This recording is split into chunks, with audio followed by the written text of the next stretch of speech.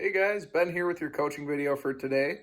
So, starting on the warm up, we have 3 rounds of 20 hops, 20 mountain climbers, and 5 inchworm, or actually just inchworms, not inchworm push up. Okay.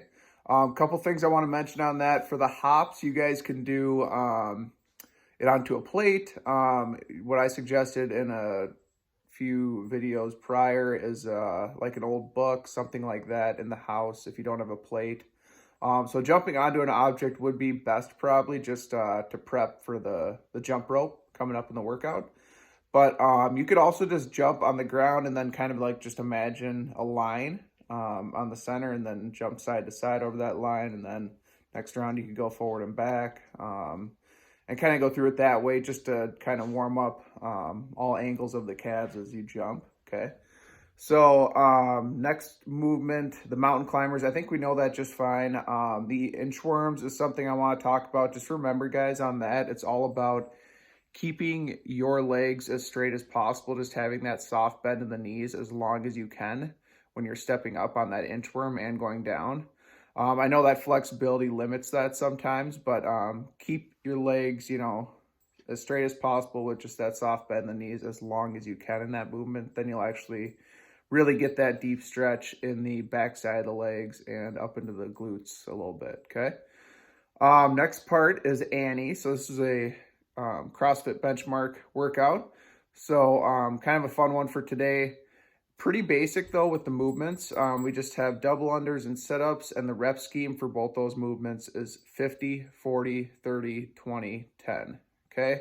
So for the double unders, just remember, guys, we always just want to try to keep those elbows in tight, double unders or single unders, elbows in tight, and using those wrists, try not to move those forearms or shoulders around too much, but really rely on those wrists to get that rope around.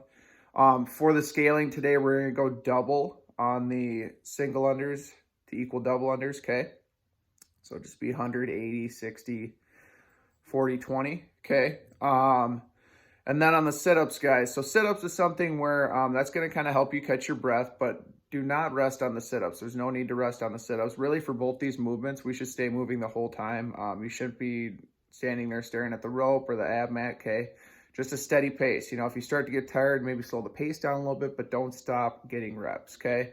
On the sit-ups, just make sure we're not lifting that butt off the floor and slamming it back into the ground. That's one huge part there that I don't like to see. And then for the RX standard on this, if you guys really want to make sure that you do this workout the way that it's prescribed completely, it would be making sure that your shoulders get past your hip crease at the top of your sit-up, okay? So commonly I see people not get that far, and that technically wouldn't count for an RX standard there. So if you guys want to shoot for that, shoulders past the hip crease, okay? To finish the day off, we just have a couple stretches. So I will include video links once again of those stretches just to make it easier for you guys to visually see that. Yeah, just make sure you're doing those stretches the whole entire time frame. Once again, that is crucial to creating that permanent muscle tissue change that we want, okay? If we don't go long enough, we won't create that permanent change, and muscles will probably just go back to the same tightness they were after a little while. So have fun with all this. Really good workout today, and hope to see you guys in that Zoom class as well. Have a good one.